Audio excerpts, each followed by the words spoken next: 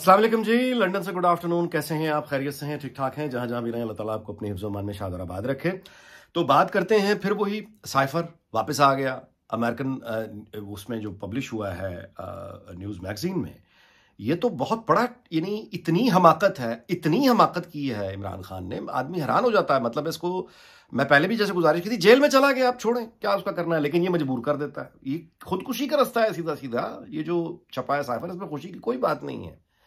मैं आपको एक्सप्लेन करता हूं कैसे। दूसरी चीज जिस पर बात करेंगे वो है मरियम नवाज। नून लीग ने कल फिर से एक किक स्टार्ट किया है यूथ को टारगेट करने का, इलेक्शन कैंपेन का, जो दोबारा से मरहले का एक समझे आगाज हुआ। करते हैं बात इसमें हर सियासी कारकुन, उसका ताल्लुक पीपल्स पार्टी से हो, मौलाना फजलुर रहमान की जमात से हो, खुद नून लीग से हो। मरियम नवाज के अगर आप पिछले 1.25 साल के उस पूरी जद्दोजहद को देखें, उससे पहले 3.5 साल की, और फिर ये पिछले 1.5 साल में 18 महीने में जो कुछ हुआ है, और अब वो जिस तरह से फिर दोबारा से किक स्टार्ट कर रही है, इसमें हर सियासी कारकुन के लिए क्या सीखने के लिए छुपा हुआ है। जो शिकवे होते हैं ना कि मैंने पार्टी के लिए इतना कुछ किया, मैं तो फलां वक्त कह रहा था कि मैं ठीक था, पार्टी ने मेरी वैल्यू नहीं की। अब जिस तरह इलेक्शन आने वाले हैं, जी मुझे एमपी का टिकट नहीं दिया, जी मुझे एमएनए का टिकट नहीं दिया, जी सेनेट का टिकट, वगैरह वगैरह। ये जो गिले शिकवे, नाराज किस्म के जज्बाती लोग हैं, वो किसी भी पार्टी के हों, उन हर जज्बाती और वो नाराज किस्म के सियासी कारकुनों के लिए मरियम नवाज उनको क्या सिखा रही है अपने अमल से, उस पर बात करते हैं। और तीसरी बात यह कि कल के व्लॉग में कुछ फैक्चुअल एरर भी हो गए और कुछ बात उस तरह से वजाहत नहीं हो सकी। ये प्रॉब्लम होता है जब आप किसी बड़े मौजू को व्लॉग में समेटने की कोशिश करते हैं, तो फिर ये होता है जो कल के व्लॉग के साथ हुआ। बट मैं कुछ वजाहत आखिर में कर दूंगा। पहली बात तो यह है, देखिए कि जो भी बंदा काले जादू और इस तरह के नजूम और इस तरह की चीज़ों पर एतमाद करता है, अभी भी करता है, आज के दौर में करता है, जैसा कि बहुत से लोग करते हैं, तो वो इमरान खान का हाल देखकर इबरत पकड़े, इबरत कि इस आदमी को इलेक्शंस मिले, इसने इलेक्शंस नहीं लिए, इल्म दादा नजूम पे पड़ गया, इसने अपनी पूरी पार्टी गंवा दी, और जिस गिरफ्तारी से बचने के लिए 9 मई तक इसने करवा दिया, वो गिरफ्तारी से फिर नहीं बच सका, फिर जेल में पड़ा हुआ है। और मैं आपसे गुजारिश करूं कि जेल में चला जाए आदमी तो फिर यानी लबो लहजा ज़रा मतलब सख्त अच्छा नहीं लगता उसके बारे में। लेकिन मैं आपको ये इतनी बात बता देता हूँ कि अभी तक के जो केसेस थे, ये सारे बच्चों वाले केसेस हैं। तोशा खाना, अब वो नया आया नैब वाला 190, ये सारी फाइनेंशियल करप्शन के केसेस। हमारे यहाँ करप्शन कभी किसी के लिए कोई प्रॉब्लम ही नहीं रहा। तो बात करप्शन से ज्यादा इसलिए इसके किसी केस में वो सजाए मौत या वो फांसी या इस तरह की चीज नहीं थी इन केसेस में।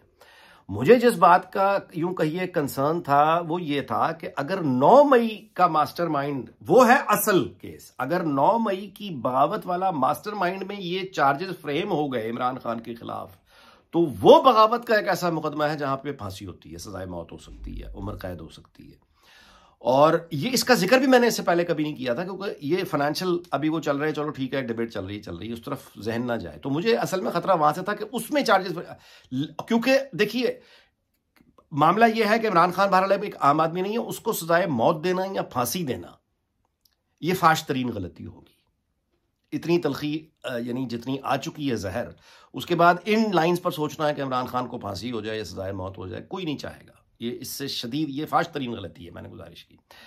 लेकिन अगर इसमें सजाए मौत उसको होती है तो वो 9 मई का मेरे जहन में था। ये जो इसने दूसरी चीज मुहैया कर दी है ना, ये साइफर वाली, अब मैं आपसे गुजारिश करता हूं, ये तरीका क्या है? तरीका ये है कि फौज को मेरा साथ दे, मुझे हुकूमत बना के दो, नहीं बना के दोगे तो गालियां फौज को, यानी मैं तुम्हें गालियां दूंगा, पाकिस्तान के अवाम में तुम्हें बेतौकीर कर दूंगा, वरना मेरे साथ दो और मुझे हुकूमत लेके दो। यही फार्मूला इसने फौज के साथ जो अपनाया, यही अमेरिका के साथ भी है। पहले साइफर उस पर डाला अमेरिका पे, फिर खुद बयान दे दिए कि नहीं नहीं नहीं, फलाएं फलाएं फलाएं फलाएं, अमेरिका नहीं, अमेरिका नहीं। अमेरिका को फिर पैसे दबा के वहां करोड़ों रुपए खर्चे, अपने लोगों से उनकी कांग्रेसमैन और फलां फलां जगहों पे, व्हाइट हाउस तक में सवाल करवा दिए कि पाकिस्तान को यानी बेल आउट क्यों किया, IMF को रोका क्यों नहीं कि $3 बिलियन वाली डील, उसको, ये सारे गिले शिकवे। अच्छा, पैसे खर्च किए, लेकिन अमेरिका अब नजर आ गया कि वो दोबारा इक़्तिदार नहीं दिलवा सकता, बात नहीं करवा सकता, सख्तियां कम नहीं करवा सकता। जब ये यकीन हो गया तो फिर से साइफर मुड़ के अच्छा नहीं, जिम्मेदार अपने लोगों से रिलीज करवा दिया, मिलिट्री सोर्स का कह के कि जी अमेरिका जिम्मेदार था मेरी हुकूमत। यानी जहां से बात शुरू की वहां से यू टर्न लिया, आखिर फिर वहीं पहुंच गए अमेरिका। यानी मैं तुम्हें मेरा साथ दो, नहीं दो, चूंकि नहीं वो दे सका, उस तरह से नहीं दे सके मेरी मर्जी के मुताबिक, तो अब मैं लोगों को तुम्हारे फिर खिलाफ कर दूंगा। सजाए मौत का रास्ता है ये, ऑफिशियल सीक्रेट एक्ट, अल्लाह माफ करे। आगे चलते हैं जी। अब बाय द वे, इस मौजू पर मैं एक और आपसे गुजारिश कर दूं कि जिन लोगों को इस बात में दिलचस्पी है, जो कि जायज तौर पे, कि इमरान खान कैसे गिरफ्तार हुआ, बुशरा बीबी वो के कमरे में था, वो कुंडी लॉक हो गई, फिर किस सिपाही ने क्या बात की, कैसे कैसे, वो लम्हा बलम्हा कहानी बहुत खूबसूरती से आज़ाद सैयद और उमर चीमर अपने व्लॉग में, कल के व्लॉग में बयान कर दी है। जिन लोगों को इस तफसीलात में दिलचस्पी है वो उनका व्लॉग सुने, वहां पे आपको एक्यूरेट डिटेल्स मिलेंगी, बाकी तो गपबाजी है। अच्छा, आगे चलते हैं जी। मरियम नवाज, हम सब जानते हैं कि ज़ाहिर है नवाज शरीफ और मरियम नवाज की वो जद्दोजहद, अब सावरा उसको क्या दोहराना, उनका 2018 में वापस आना, जेल जाना, झूठे मुकदमे में फंसना, खड़े रहना, फिर उसके बाद मरियम नवाज का निकलना, जबर की सियारात, चैलेंज करना, दिलेरी, वो सारा कुछ। उसके बाद जो कमाई थी पार्टी की, पॉलिटिकल कमाई, वो नो कॉन्फिडेंस के बाद आप जानते हैं कि Maryam Nawaz is on record. मैं सारी पब्लिक रिकॉर्ड की बातें कर रहा हूं कि फॉरेन इलेक्शन की तरफ जाना चाहिए, हमें महंगाई नहीं करनी चाहिए, हमें ये इमरान खान का कूड़ा नहीं उठाना चाहिए। लेकिन आप सबके सामने ये देखा गया कि पार्टी की क्यादत ने, पार्टी के सीनियर का तो ज़ाहिर नवाज शरीफ है, लेकिन नई बात मानी गई मरियम नवाज की, एज सिंपल एज दैट। अच्छा, मरियम नवाज जो है वो शहबाज शरीफ को वज़ीर आज़म दुआओं के साथ छोड़ के आई, नेक ख्वाहिशात का इजहार करके आई, बहुत यानी दुआओं के साथ उनको वहां छोड़ के आई। हमजा शहबाज का जब वज़ारत आला पंजाब का सारा एपिसोड था, गो के वो उसके साथ अग्री नहीं कर रही थी, लेकिन पार्टी लाइन को मतलब ज़ाहिर है देखते हुए, डिसिप्लिन को देखते हुए उसने हमजा शहबाज को हर तरह सपोर्ट किया, उसको हौसला दिया, उसको मॉरल सपोर्ट दी, उसके साथ गई। वोट ऑफ कॉन्फिडेंस वो जो बाहर फ्लैटीज होटल में हुआ, एमपीएस को बुला के, फिर पंजाब असेंबली के अंदर उसने अपना सारा, यानी जो चीज़ें उसकी मर्जी के खिलाफ थीं, वो पार्टी डिसिप्लिन को कायम रखते हुए पूरी कुव्वत से उन पॉलिसीज को सपोर्ट कर रही थी जिनको शायद वो जाती तौर पर उसकी मर्जी की नहीं थी। अच्छा, अब ये जब वक्त आ गया है और यानी सियासी कीमत अदा करके, यानी अब जो हाल है वो ज़ाहिर है सबके सामने है, तो अब मरियम नवाज के पास एक रास्ता तो ये था कि वो अब खान नाराज होकर बैठ जाए और कहे कि मैं जब कह रही थी कि इलेक्शन की तरह मेरी किसी ने मानी, मैंने जो जेल भुगती, जो मेरी स्ट्रगल थी, वो जो लोगों में एक पार्टी की गुडविल थी, वो जो वोट बैंक था, वो महंगाई कर करके ये मतलब ये जो पीछे गवर्नेंस हुई है, इसके बाद आप मतलब अब मुझे अब कह रहे हैं कि मैं जाके दोबारा से किरचियां, टूटी पड़ी किरचियां, उनसे दामन भर लूं फिर से। ये वक्त था कि वो नाराज हो जाती, क्या वो हुई?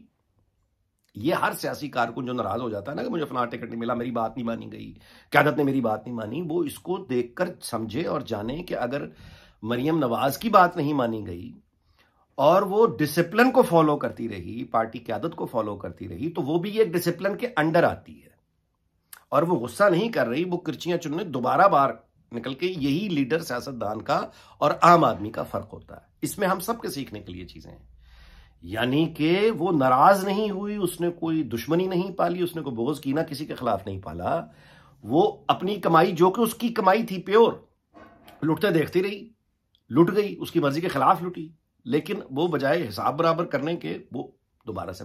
लेकिन खुशखबरी क्या है मरियम नवाज के लिए? खुशखबरी ये है कि इस मर्तबा उसको अकेली नहीं होगी। अब नवाज शरीफ इंशाल्लाह जब पाकिस्तान जाएंगे, तो जब नवाज शरीफ वापस जाएगा तो उसकी शख्सियत का जादू, उसका फिर बहुत बड़ा लीडर है वो, तो पार्टी के वर्कर में भी आप देखेंगे कि जान आएगी और एक नैरेटिव बिल्डिंग में भी और आइंदा इलेक्शन में भी। ये सब चीजें मरियम नवाज इस्तीफा के लिए फाइट नहीं करेगी, बल्कि नवाज शरीफ का हाथ जब उसके सर पे होगा तो उसके बाद फिर मामला इंशाल्लाह ताला बेहतरी की तरफ जाएगा और अच्छाई की तरफ जाएगा। अच्छा, अब करते हैं जी आखिरी बात, और वो है कल के व्लॉग की। एक तो ये कि वो जो मैंने कल जिक्र किया था कि वो खंबे को वोट देना, ये जुल्फकार अली भुट्टो से शुरू हुआ था, नहीं, ये 1937 के इलेक्शंस हुए थे बरे सगीर में, प्रोविंशियल इलेक्शंस। कायदे आजम ने उस ज़माने में ये शुरू किया था कि उन्होंने टिकट खंबे को भी दिया तो खंबा भी जीत गया, ये उस वक्त की टर्मिनोलॉजी। उसके अलावा गुलामों की पार्लियामेंट, जो जिस तरह मैंने पूरी कल वजाहत की थी, दोबारा करने की जरूरत नहीं है। गुलामों की पार्लियामेंट वो तबका जो आता है, ये तबका बादशाहों में भी था, अंग्रेज में भी के ज़माने में भी यही तबका था, आज भी यही तबका है। और लेकिन इसमें जो दो एक्सेप्शंस मैंने कल कही थी, एक जुल्फकार अली भुट्टो, दूसरा नवाज शरीफ, तो होता यह है कि यही तब्दीली का रास्ता होता है कि इन गुलामों की पार्लियामेंट में बहरहाल एक ऑनरेबल आदमी आता है। जुल्फकार अली भुट्टो आया, उसने कीमत दी, फिर नवाज शरीफ आया जिसने बार बार कीमत दी, जो ये कहता है खड़े होकर कि आइन की हुक्मरानी होगी, जो आदमी ये कह देता है कि मैं डिक्टेशन नहीं लूंगा, मैं डिक्टेशन नहीं लूंगा, वो खड़ा हो जाता है। यही वो ऑनरेबल लोग होते हैं जो गुलामों की इस पार्लियामेंट और गुलामों के इंतखाबात और गुलामों के लिए जो निज़ाम बनाया गया है, उस निज़ाम में आके उस निज़ाम को अपसेट करते हैं, तोड़ते हैं, असर्ट करते हैं अपने आप। बाकी तो सारे आप देख लीजिए, जुनेजो और एक तवील फहरिस्त है वज़ीर आज़म की, सारे के सारे गुलामों के वज़ीर आज़म मास्टर के सामने, यस सर। तो हमें बेसिकली अगर इस पार्लियामेंट को गुलामों की पार्लियामेंट से अवामी पार्लियामेंट में तब्दील करना है, तो हमें उन लोगों को आइडेंटिफाई करना होगा इस पूरे पॉलिटिकल स्पेक्ट्रम में जो आपके पास चॉइसेस अवेलेबल है, उन लोगों को आइडेंटिफाई करें जो गुलामों की पार्लियामेंट में, यानी वो गुलामों की हुकूमत को तस्लीम करने के लिए तैयार नहीं है। वो ये कहते हैं कि नहीं, मेरी कौम गुलाम नहीं है, मैं गुलामों का नुमाइंदा नहीं हूं, मैं एक मुंतखब हूं, मेरे जो आइन कहता है मेरे पास वो पावर्स होनी चाहिए। इस तरह के लोग निकलते हैं, आप आइडेंटिफाई कीजिए। मैंने आपको आइडेंटिफाई किया कि नवाज शरीफ वो आदमी, उसके क्रेडेंशियल्स पीछे 3 दफा के खड़े हुए हैं, डिक्टेशन वो नहीं लेता, वो खड़ा हुआ है और यही शोहरत है उसकी। तो गुलामों की पार्लियामेंट को अवामी पार्लियामेंट में बदलने का पहला कदम ही मेरे भाई ये है कि वहां एक ऐसा लीडर आके उस ऐवान का यानी कायद हो जो ऑनरेबल आदमी हो, और वो मेरे नजदीक नवाज शरीफ है। आपकी अपने इंतखाब हो सकता है कि वो आदमी जो कायदे अवान बने, वो असर्ट करे सिविलियन अथॉरिटी, और यही पाकिस्तान के पास वाहिद रास्ता बचा है कि जनरल आसिम मुनीर अब फोकस करें पूरा टेररिज्म वॉर जो उधर आई खड़ी है, और इकोनॉमी और स्टेबिलिटी और प्रोग्रेस, और ये जो डिप्लोमेटिक फ्रंट है, ये सारा का सारा नवाज शरीफ इसको देखेगा तो ये टीम हमें मिलकर आगे निकाल सकती है। इस दुआ के साथ कि अल्लाह ताला पाकिस्तान, उसके तमाम हमसायों, दुनिया भर को शाद और आबाद रखे। आपसे इजाजत चाहता हूं, अगले वीलॉग में मुलाकात होगी। अपना बहुत ख्याल रखिएगा। अल्लाह हाफिज।